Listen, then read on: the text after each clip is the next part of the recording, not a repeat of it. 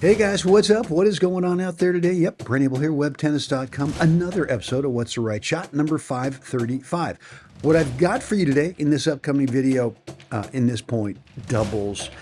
Three keys to reflexing volleys when that guy over there has got a relatively short lob and there's a good chance he might unload on you. What do we do to make sure that we give ourselves the best chance to reflex that thing back? And guys, look, before we get into it today, if you've not yet got this video I've got for you, it's a free 9-minute video, and it talks about the 80-20 reality of mental toughness. If you've not yet picked this up, the link is down below in the description area. You got to get it. Again, free video, 9 minutes, and it describes what I do between points, right? And also on side changes. Super important video if you're struggling at all, feeling tight or tense or nervous, maybe even choking now and then. You got to get a hold of this thing. Link is down below. Guys, here we go in today's episode of What's the Right Shot. All right, guys, let's get started with today's episode of What's the Right Shot. My good buddy Paul Wolf with a return. And look, from time to time, usually Paul's super accurate with the depth of his lobs. In this case, though, it came up a little bit short, right? We all do that. Even if we're an expert at lobbing, once in a while it comes up a little bit short. That's okay. So, look, here are the three things I want you to be thinking about when the chances are really good off of a relatively short lob that it's coming close to you, if not right at you, the overhead, right? So the first thing is, I assume it's coming at me. I just assume that, right? I don't think the guy's headhunting. I never think the guy's purposely trying to, do damage to me. But I do think that's part of the game, that they're probably going to play a shot, if not close to me, at least right at me. So I'm assuming that's the case, and that's okay.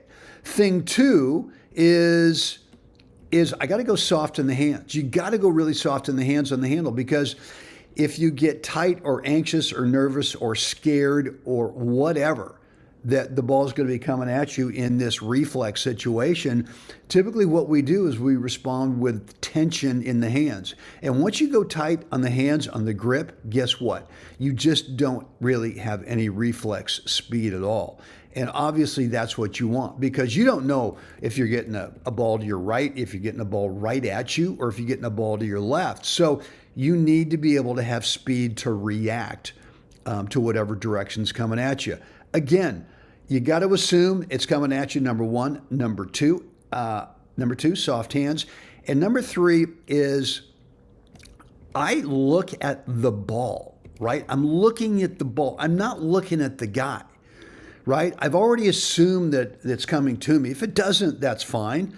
But why would I be looking at him rather than the tennis ball? Because the tennis ball is the thing that I've got to react to, right? And I think too often what happens is players, and I used to do this, I used to look at him and then try to pick out where the ball is going, right? So what I want you to be thinking at is, number one, all right, it's coming to me. Number two, I got soft hands. But number three, your visual lock is on the tennis ball before they make contact. And you're going to react a lot quicker if you do that. If you do those three things, and be able to. I mean, this is just trying to get the thing back, right? And actually, it works out pretty darn well. So, look, I'm going to back this up, and then we'll finish off the point, because there's something I want to point out to you here that Paul does in this point that most players don't, and it's the reason that he's typically half of the number one doubles team in his age group in the world year after year. So there it is. Let's take it back. Let's go through those three things again real quick, and then I promise you I will play the whole point for you. Here we go. All right, it's coming to me. Soft hands. I'm visually locked on the ball, right? And there you have it. So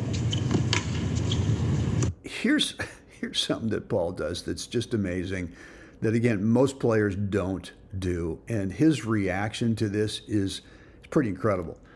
I mean, that shot right there is incredible in itself, but his response to me taking this ball that's in the middle of the court, I'm not sure where he is.